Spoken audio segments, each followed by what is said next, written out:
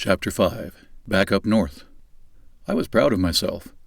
I had overcome a lot and come a long way. MS, academic failure, hard training, and all the sacrifices in between. I beat the odds and landed here. I was a scholarship running back.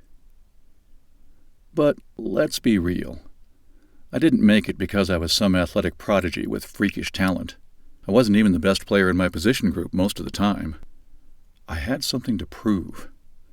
I wanted to prove to myself, to those doctors who told me to quit, and to anyone else going through a similar experience, that if you push against the perceived limits, sometimes you discover the limits never actually existed.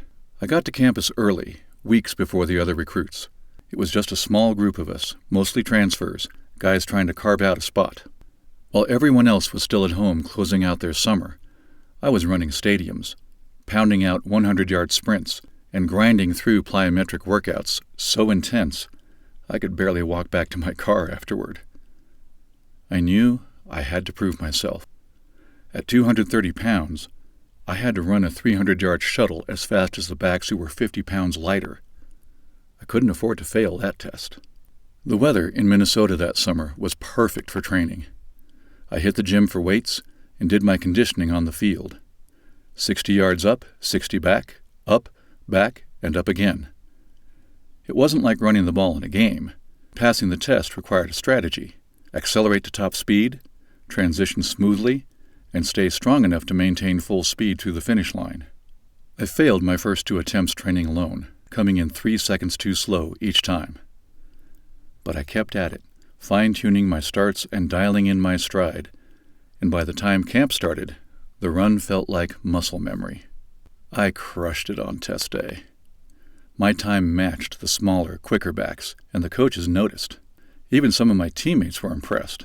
"Jesus, Kyle, relax, dude," someone called out from a group of players standing nearby.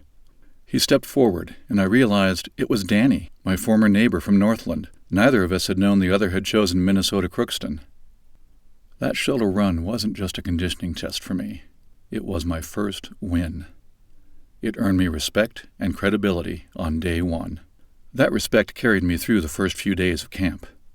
I got plenty of reps, and before long, Coach called me in for a one-on-one meeting. My stomach dropped. The last time I had a meeting like that, I was told I was ineligible. "Have a seat, Kyle," he said, his tone calm but serious. I braced myself. He laid it out plainly. "The other kid is going to start. You'll be the 3rd running back to begin the season. But we're keeping you involved. You've done a great job as a sophomore, and you'll have a role in what we do offensively. I just think the other guys are a little more explosive." That was it? I had psyched myself up for the worst. I didn't even disagree with him. "Coach," I said, "my doctors told me to quit in high school. They said MS would make it impossible for me to play. I've sat out for 2 years. I even went to Puerto Rico just to get game tape. I'm just grateful for the chance to be here. I'll be the best 3rd running back I can be." We opened the season at Mayville State, about an hour away. I called my dad before every game. We talked through the game plan and my role in it. "I'm on kickoff, return, and punt," I told him. "A lot of 3-step pass plays, screens, and I ran a lot of inside zone in practice this week. That's actually the only play I got in practice all week." "Are you good on your pass protections?" he asked. "Yeah, it's straightforward if they blitz the same way they did last year," I said. My dad always had my back, but he also kept me sharp. He constantly quizzed me to make sure I was prepared. I was hyped, but nervous. It was my first game since Puerto Rico, and the atmosphere was great. I barely played, though. A couple of pass protections on 3rd down and 1 run. A toss play for 0 yards. 1 toss was not what I had in mind after taking handoffs all week in practice. But we won the game, and it's easier to get over frustrations when you win. The following week, something felt off. I was tired and starting to feel pins and needles in my arms and legs. The sensations were temporary, so I pushed through, hoping they would pass. By the 3rd game, it was clear what was happening. I was struggling and didn't have the energy to play on special teams. Victoria, my girlfriend, started to notice too. She worked in healthcare and was a natural caretaker. When I finally admitted I was struggling, she did everything she could to help me keep going, cooking high-protein meals and keeping a phone number ready in case I needed to be seen by a doctor. I was starting to doubt myself. Maybe the doctors were right. Maybe I had hit my limit. Maybe the wheels were finally falling off. I survived another week of practice and was back on the kickoff return team. We played at Wayne State in Nebraska, and I was lined up on the third row, deep. On the opening kickoff, the ball hung in the air. I settled under it like a pop fly in baseball, caught it, and started left. I saw a crease opening, cut right, and then lost my balance and stumbled to the ground. I had basically tackled myself for a 7-yard gain. I walked to the sideline feeling like it could be one of the last times I took that walk. I was physically fatigued, and it was starting to affect me mentally. Victoria went into caretaker mode. She did not wait for the football training staff to step in. She had her own playbook and knew exactly who to call to get me seen right away. That was the second time I did steroids. I needed space. Space from football, from the grind, from the constant uphill battle. I was angry. I had put in the work, hours in the gym, hundreds of sprints and plyometric sessions, pushing through it all when my body screamed at me to stop. I had fought like hell to prove the doubters wrong and to prove something to myself. But lately, it felt like I was lying to myself. The fight was hard, and I was starting to question whether the payoff was worth it. "I think this is it," I said to Victoria after the appointment. She looked at me, confused. "What's it?" "I don't think I want to keep doing this, pushing myself so hard just to fall short. I don't even know what I'm doing out there anymore," I admitted, my voice heavy with frustration. Victoria wasn't having it. "Do you realize we wouldn't have even met if you hadn't played football?" I looked at her. She continued, "I don't know what your teammates do or how hard they work, but I see you busting your ass every day. You've been doing this your whole life, and now you want to quit? You can't push through one setback? You're okay with letting all of that work go to waste?" I sat there, stunned. I thought she would be happy, maybe even relieved. My quitting football would mean more time together. Instead, she sounded just like my dad. "What about your scholarship? What happens if you quit? Can you even stay in school without it? Or are you just trying to run back to Puerto Rico?" "Not happening. You're playing," she said, half joking, half serious. And she had a point.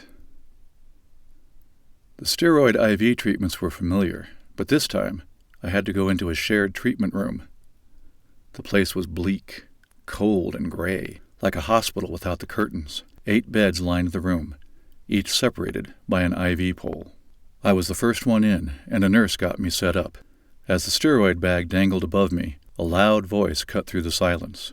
"Hey, Darcy!" The nurse sighed without looking up. "Hi, Linda." Linda stomped in, full of energy, way too early in the morning. "Don't sound so sad," she snapped. "It's 6 a.m., Linda. Too early for this," Darcy replied, clearly over it.